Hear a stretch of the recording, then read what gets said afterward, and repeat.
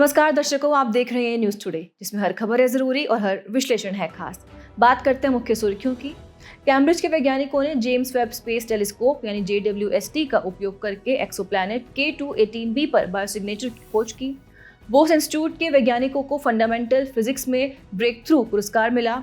Multicore fibre यानी MCF पर भारत के पहले क्वांटम की डिस्ट्रीब्यूशन QKD का सफल परीक्षण किया गया। भारत और इंटरनेशनल बिग कैट अलायंस यानी IBCA ने मुख्यालय समझौते पर हस्ताक्षर किए।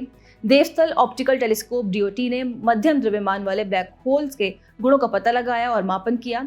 IIT बॉम्बे के वैज्ञानिकों ने खारे पानी के उपचार के लिए कमल के पत्ते जैसा सोलर इवापोरेटर विकसित किया। चलिए बुलेटिन की शुरुआत करते हैं और नजर डालते हैं आज की पहली मुख्य खबर पर। कैम्ब्रिज के वैज्ञानिकों ने जेम्स वेब स्पेस टेलीस्कोप यानी JWST का उपयोग करके एक्सोप्लैनेट K2-18b पर बायोसिग्नेचर की खोज की।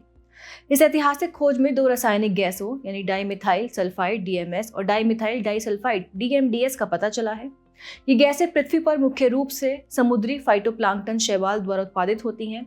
JWST द्वारा पहले किए गए पर्यवेक्षणों ने K2-18b के वायुमंडल में मीथेन और कार्बन डाइऑक्साइड की पहचान की थी। इस खोज के अन्य महत्वपूर्ण तथ्यों को देखें तो इसमें पहला है सांद्रता में भिन्नता। K2-18b के वायुमंडल में DMS और DMDS की सांद्रता पृथ्वी की तुलना में लगभग हजारों गुना अधिक है। दूसरा है ट्रांजिट विधि का उपयोग। खगोलविदों ने ट्रांजिट विधि का उपयोग किया। इस दौरान K2-18b के ट्रांजिट के समय JWST ने तार की चमक में गिरावट का पता लगाया। इसके अलावा है K2-18b को हाइसीन एक्सोप्लैनेट के रूप में स्थापित करना। हाइसीन एक्सोप्लैनेट हाइड्रोजन युक्त वायुमंडल के नीचे रहने योग्य महासागर वाला ग्रह होता है। और आखिरी है सटीकता। ये पर्यवेक्षण सांख्यिकी महत्व के 3 सिग्मा लेवल पर पहुंच गए हैं। इसका अर्थ है कि 0.3% संभावना है कि परिणाम केवल संयोग से हुआ हो। अब सवाल यह आता है कि K2-18b होता क्या है।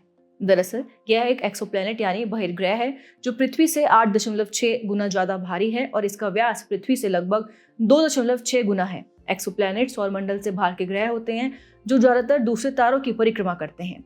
ये जीवन की संभावना वाले क्षेत्र में ठंडे वामन तारे K2-18 की परिक्रमा करता है तथा पृथ्वी से 120 प्रकाश वर्ष दूर लियो तारामंडल में स्थित है। चलिए खबर के अंत में नजर डालते हैं JWST पर। इसे वर्ष 2021 में नासा, यूरोपीय अंतरिक्ष एजेंसी और कनाडाई अंतरिक्ष एजेंसी के बीच एक अंतर्राष्ट्रीय साझेदारी के रूप में लॉन्च किया गया था। इसका मुख्य उद्देश्य प्रारंभिक ब्रह्मांड, सितारों, ग्रहों और अन्य खगोलीय घटनाओं का अध्ययन करना है। ये पृथ्वी से 1.5 मिलियन किलोमीटर दूर दूसरे लैग्रेंज बिंदु यानी L2 पर सूर्य की परिक्रमा करता है। चलिए बढ़ते हैं अगली मुख्य खबर की ओर। बॉस इंस्टीट्यूट के वैज्ञानिकों को फंडामेंटल फिजिक्स में ब्रेक थ्रू पुरस्कार मिला। बॉस इंस्टीट्यूट के एक्सपेरिमेंटल हाई एनर्जी फिजिक्स समूह को CERN यानी कि CERN में एलिस परियोजना के भाग के रूप में फंडामेंटल फिजिक्स में ब्रेक थ्रू पुरस्कार 2025 से सम्मानित किया गया है। ब्रेक थ्रू पुरस्कार 2025 के बारे में जाने तो 2025 के लिए फंडामेंटल फिजिक्स का ब्रेक थ्रू पुरस्कार संयुक्त रूप से 70 से अधिक देशों के शोधकर्ताओं को प्रदान किया गया है। ये सभी शोधकर्ता CERN के लार्ज हेड्रोन कोलाइडर यानी कि LHC में 4 सहयोगी प्रयोगों एटलस, CMS, एलाइस और LHCb से संबंधित है।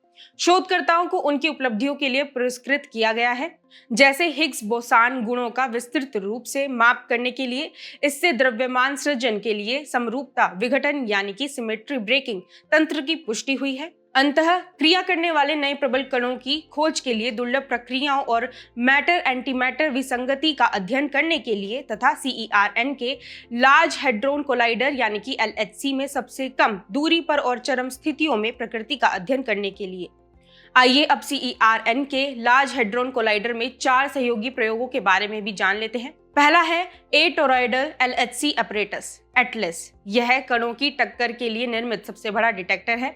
दूसरा है कॉम्पैक्ट म्यूऑन सोलोनाइड यानी कि CMS। यह सामान्य विषयों के अध्ययन के लिए निर्मित डिटेक्टर है। इसमें भौतिकी के स्टैंडर्ड मॉडल, जिसमें हिग्स बोसॉन भी शामिल है, के अध्ययन से लेकर अतिरिक्त आयामों और डार्क मैटर बनाने वाले कणों की खोज करना शामिल है। तीसरा है लार्ज आयन कोलाइडर एक्सपेरिमेंट यानी कि एलाइस। यह क्वार्क ग्लूऑन प्लाज्मा यानी कि QGP का अध्ययन करता है। QGP अत्यधिक गर्म और सघन पदार्थ है जो बिग बैंग परिघटना की शुरुआत में माइक्रोसेकंड्स तक ही अस्तित्व में था। फिर है लार्ज हेड्रोन कोलाइडर ब्यूटी यानी कि LHCb। यह विशेष रूप से ब्यूटी क्वार्क या बी क्वार्क नामक कण पर प्रयोग करके मैटर और एंटीमैटर के बीच सूक्ष्म अंतर अध्ययन करता है। बी क्वार्क दूसरा सबसे भारी ज्ञात क्वार्क है। इसमें इलेक्ट्रॉन द्वारा धारण किए जाने वाले मूलभूत आवेश का 1/3 ऋणात्मक आवेश होता है। आइए आखिर में CERN यानी कि यूरोपीय परमाणु अनुसंधान संगठन के बारे में भी बात कर लेते हैं। इसकी स्थापना 1954 में हुई थी। यह द्वितीय विश्व युद्ध के बाद यूरोप का पहला संयुक्त उपक्रम है। यह एक अंतर्राष्ट्रीय वैज्ञानिक संगठन है। इसकी स्थापना उच्च ऊर्जा कण भौतिकी यानी हाई एनर्जी पार्टिकल फिजिक्स में सहयोगी अनुसंधान हेतु की गई थी। यह जिनेवा स्विट्जरलैंड के पास फ्रांस स्विट्जरलैंड की सीमा पर स्थित है। इसके 23 राष्ट्र सदस्य देश हैं, जिनमें 10 राष्ट्र एसोसिएट सदस्य हैं। आपको बता दें कि भारत भी इसका एक एसोसिएट सदस्य है। मल्टीकोर फाइबर यानी MCF पर भारत के पहले क्वांटम की डिस्ट्रीब्यूशन यानी QKD का सफल परीक्षण किया गया। ये परीक्षण centre for development of telematics CDOT और स्टरलाइट टेक्नोलॉजीज लिमिटेड ने किया है। सबसे पहले मल्टीकोर फाइबर यानी MCF तकनीक के बारे में समझें तो ये तकनीक एक ही फाइबर में कई कोर के माध्यम से डेटा ट्रांसमिशन को संभव बनाती है। इससे अलग अलग फाइबर बिछाने हेतु जगह की जरूरत नहीं पड़ती। साथ ही इससे अवसंरचना पर होने वाले व्यय में भी कमी आती है। अब क्वांटम की डिस्ट्रीब्यूशन यानी QKD को समझें तो ये सूचना को सुरक्षित तरीके से संचारित करने की तकनीक है। इस तकनीक में सूचना या मैसेज केवल वही लोग पढ़ सकते हैं जिनके साथ एन्क्रिप्शन की साझा की जाती है। ये तकनीक क्वांटम मैकेनिक्स के गुणों का उपयोग करके क्रिप्टोग्राफिक की मटेरियल उत्पन्न और वितरित करती है। QKD की कार्यप्रणाली पर नजर डालें तो QKD में प्रकाश कणों यानी फोटॉन्स को फाइबर ऑप्टिक केबल के माध्यम से एक पक्ष से दूसरे पक्ष तक भेजा जाता है। प्रत्येक फोटोन की एक रैंडम क्वांटम अवस्था होती है और ये मिलकर क्यूबिट्स डेटा स्ट्रीम बनाते हैं। आपकी जानकारी के लिए बता दें, क्यूबिट या क्वांटम बिट क्वांटम कंप्यूटिंग में सूचना की मूल इकाई है, जैसे कि पारंपरिक कंप्यूटिंग में बिट होती है। जहां एक सामान्य बिट केवल 0 या 1 में से किसी एक अवस्था में हो सकती है, वहीं एक क्यूबिट एक साथ दोनों अवस्थाओं यानी 0 और 1 के सुपरपोजिशन में रह सकती है। इसके अलावा QKD के 2 प्रकार होते हैं। पहला है एंटेंगलमेंट आधारित प्रोटोकॉल। इसमें एक स्रोत द्वारा क्वांटम अवस्था के युग्मित यानी एंटेंगल जोड़े उत्पन्न किए जाते हैं तथा प्रत्येक पक्ष को एक एक जोड़ा प्राप्त होता है। इससे केवल निर्धारित व्यक्ति ही सूचना पढ़ पाते हैं। दूसरा है प्रिपेयर एंड मेजर प्रोटोकॉल्स। इसमें सूचना को प्रेषित करने वाले व्यक्ति एक क्वांटम अवस्था तैयार करता है, जैसे कि प्रकाश की ध्रुवीकरण यानी पोलराइजेशन अवस्था का सुपरपोजिशन। सूचना को प्राप्त करने वाला व्यक्ति उस क्वांटम अवस्था को मापता है। QKD के लाभ को देखें तो यह अनधिकृत व्यक्ति द्वारा ईज़ड्रॉपिंग यानी गोपनीय रूप से मैसेज सुनने या इंटरसेप्ट करने की कोशिश की पहचान और रोकथाम करने में सक्षम है। लेकिन लाभ के साथ QKD की कमियां भी हैं, जैसे कि इसके लिए जरूरी अवसंरचना पर अधिक लागत आती है। डिनाइल ऑफ सर्विस यानी DOS का खतरा बना रहता है। आपको बता दें, डिनाइल ऑफ सर्विस यानी DOS हमला एक प्रकार का साइबर अटैक है। इसमें अटैकर किसी कंप्यूटर या नेटवर्क को उसके निर्धारित उपयोगकर्ताओं के लिए अस्थायी या स्थायी रूप से अनुपलब्ध बना देता है। साथ ही इसके लिए विशेष उपकरणों की आवश्यकता पड़ती है और मौजूदा फाइबर संचार नेटवर्क के साथ एकीकृत करने में चुनौती का सामना करना पड़ सकता है। चलिए बढ़ते हैं अगली मुख्य खबर की ओर। भारत और international big cat alliance IBCA ने मुख्यालय समझौते पर हस्ताक्षर किए।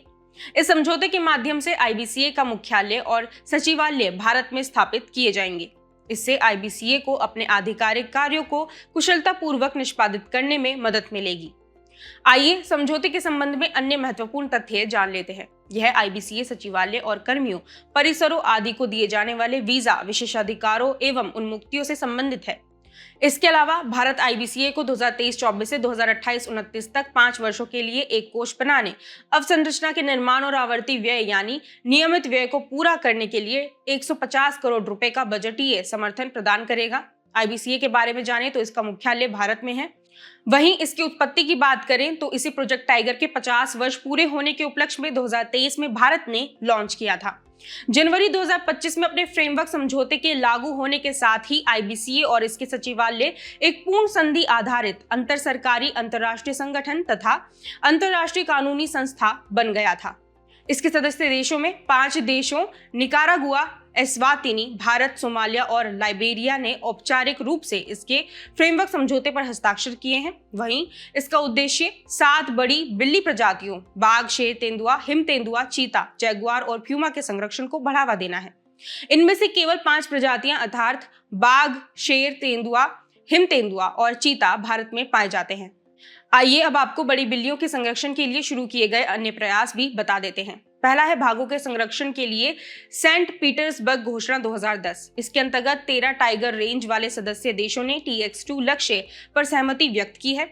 TX2 लक्ष्य 2022 तक विश्व में जंगली बाघों की संख्या को 2 गुना करने की वैश्विक प्रतिबद्धता है। वहीं भारत में प्रोजेक्ट टाइगर, 1973 एशियाई शेरों के संरक्षण के लिए प्रोजेक्ट लायन 2020 आदि संचालित किए जा रहे हैं। देवस्थल ऑप्टिकल टेलीस्कोप यानी DOT ने मध्यम द्रव्यमान वाले ब्लैक होल्स के गुणों का पता लगाया और मापन किया। यह खोज आर्यभट्ट प्रेक्षण विज्ञान शोध संस्थान यानी ARIES के वैज्ञानिकों ने की है। ये विज्ञान और प्रौद्योगिकी विभाग DST के तहत एक स्वायत्त संस्थान है। 3.6 मीटर के देवस्थल ऑप्टिकल टेलीस्कोप DOT को 2016 में शुरू किया गया था। ये भारत में ऑप्टिकल तरंगदैर्ध्य पर खगोलीय पिंडों का अध्ययन करने वाला सबसे बड़ा टेलीस्कोप है। यह नैनीताल में स्थित है। इसका संचालन व रखरखाव एरीज द्वारा किया जाता है। चलिए मध्यम द्रव्यमान वाले ब्लैक होल के बारे में समझते हैं। ये ब्लैक होल लगभग 4.3 मिलियन प्रकाश वर्ष दूर एक धुंधली आकाशगंगा में स्थित है। इसकी खोज में वैज्ञानिकों ने पाया कि एक गैस का बादल इस ब्लैक होल की परिक्रमा कर रहा है, जो इससे लगभग 2.25 बिलियन किलोमीटर की दूरी पर स्थित है। इसका वेग प्रकीर्णन या वेग विक्षेपण 545 किलोमीटर प्रति सेकंड है। इस खोज के महत्व को देखें तो अब तक मध्यम द्रव्यमान वाले ब्लैक होल्स अपनी अस्पष्ट प्रकृति और लघु आकाशगंगाओं में स्थित होने के कारण कम ज्ञात बने हुए हैं। ये अपने बड़े समकक्षों की तुलना में सामान्यतः तेज विकिरण उत्पन्न नहीं करते हैं। बात करें ब्लैक होल्स के बारे में तो ये अंतरिक्ष के ऐसे क्षेत्र होते हैं जहां अत्यधिक मात्रा में द्रव्यमान एक अत्यंत छोटे आयतन में संकुचित होता है। इससे गुरुत्वाकर्षण इतना तीव्र हो जाता है कि प्रकाश भी उससे बच नहीं पाता। ये ना तो प्रकाश उत्सर्जित करते हैं और ना ही परावर्तित, इस कारण टेलीस्कोप से दिखाई नहीं देते। साथ ही तब बनते हैं जब विशालकाय तारे विखंडित हो जाते हैं। इनके चारों ओर एक सीमा होती है जिसे इवेंट होराइजन कहते हैं। आसपास के परिवेश पर उनके प्रभाव के आधार पर इन्हें समझने का प्रयास करें। पहली है एक्रेशन डिस्क। ये ब्लैक होल के चारों ओर गैस एवं धूल के वलय होते हैं। गुरुत्वाकर्षण तरंगें जब बहुत बड़ी वस्तुएं अंतरिक्ष में गति करती हैं तो इनसे लहरों का बनना आदि।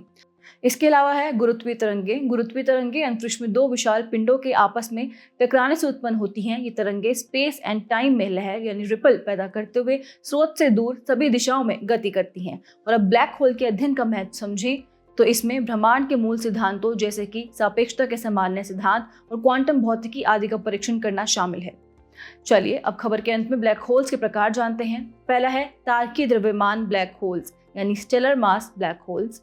इसका द्रव्यमान सूर्य के द्रव्यमान से कुछ गुना से लेकर सैकड़ों गुना तक का होता है।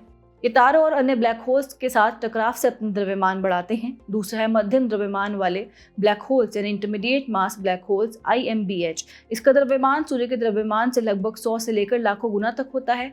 बता दें वैज्ञानिक इन लापता कड़ियों वाले ब्लैक होल्स की खोज में सक्रिय हैं। और आखिरी है अति विशाल ब्लैक होल्स यानी सुपरमासिव ब्लैक होल्स।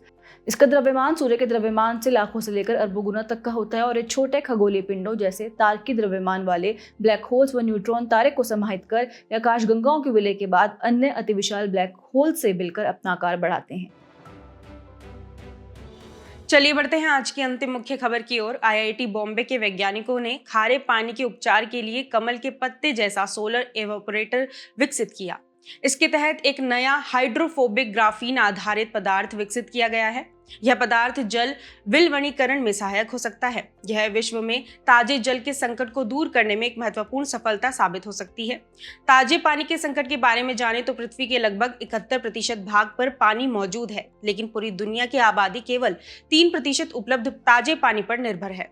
इस 3% ताजे पानी में से केवल 0.06% ही आसानी से सुलभ है।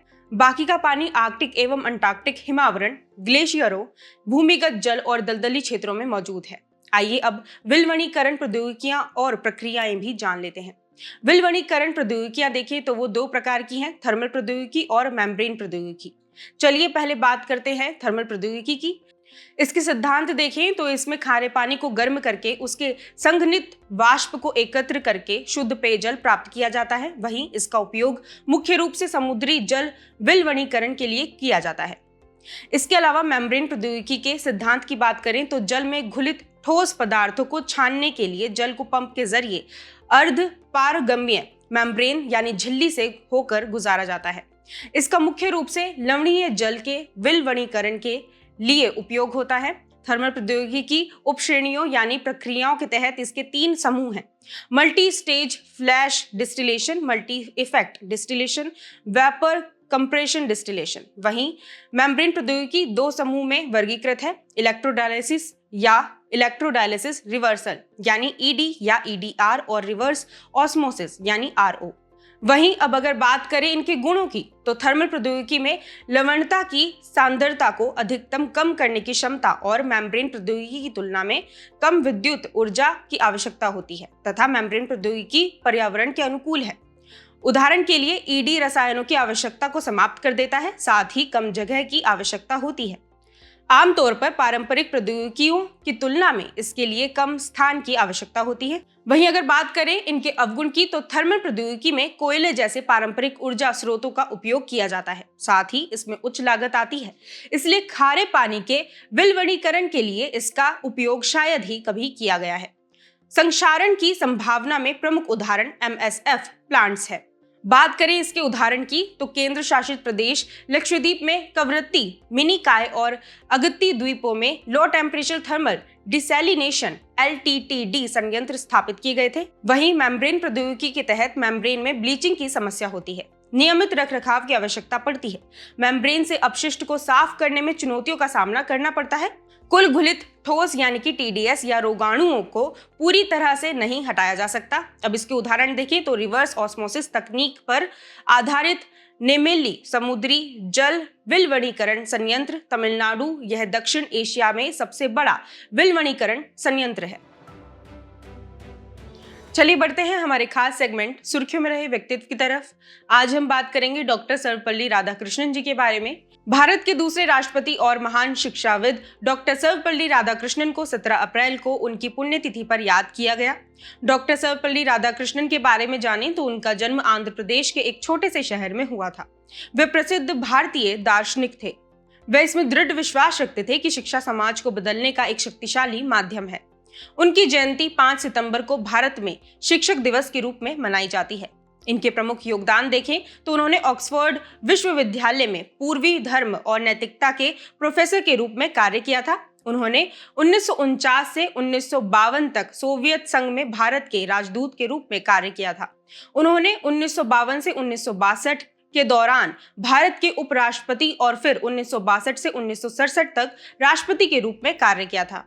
उन्होंने कुछ साहित्यिक कृतियां लिखी थी, जैसे the principal Upanishad, the Hindu view of life, Dhammapada आदि। उनको दिए गए पुरस्कार और मान्यता में 1931 में नाइटहुड और 1954 में भारत रत्न से सम्मानित किया गया था। चलिए बुलेटिन के आखिर में बढ़ते हैं आज की संक्षिप्त सुर्खियों की तरफ।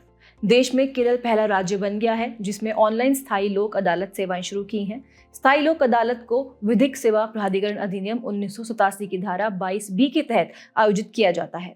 हाल ही में राष्ट्रीय अंग और ऊतक प्रत्यारोपण संगठन यानी NOTTO ने राज्यों और केंद्र शासित प्रदेशों को स्वैप ऑर्गन ट्रांसप्लांट को लागू करने के लिए पत्र लिखा है।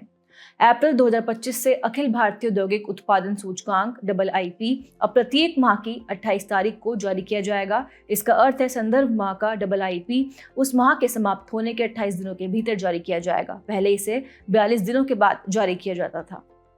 FIU, IND और भारतीय रिजर्व बैंक ने धन शोधन निवारण अधिनियम यानी PMLA तथा उससे संबंधित नियमों को प्रभावी तरीके से लागू करने के लिए संबंधित प्रयासों हेतु एक समझौता ज्ञापन MOU पर हस्ताक्षर किए हैं।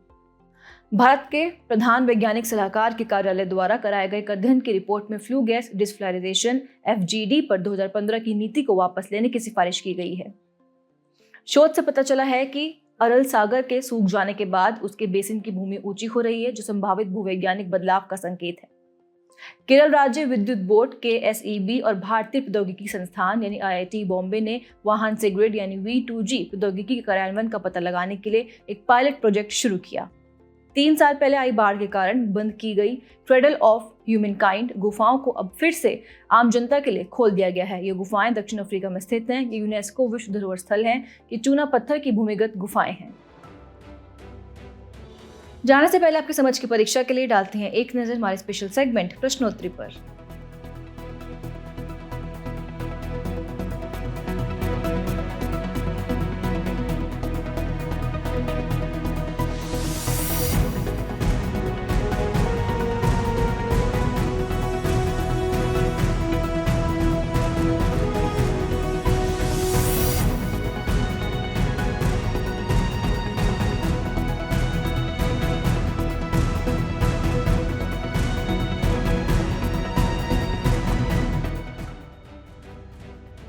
हमसे जुड़ने के लिए आपका धन्यवाद। उम्मीद है न्यूज़ टुडे का यह बुलेटिन आपको पसंद आया होगा। न्यूज़ टुडे की PDF को डाउनलोड करने के लिए और आज के क्विज के उत्तर के लिए डिस्क्रिप्शन में दिए गए लिंक्स पर क्लिक कीजिए।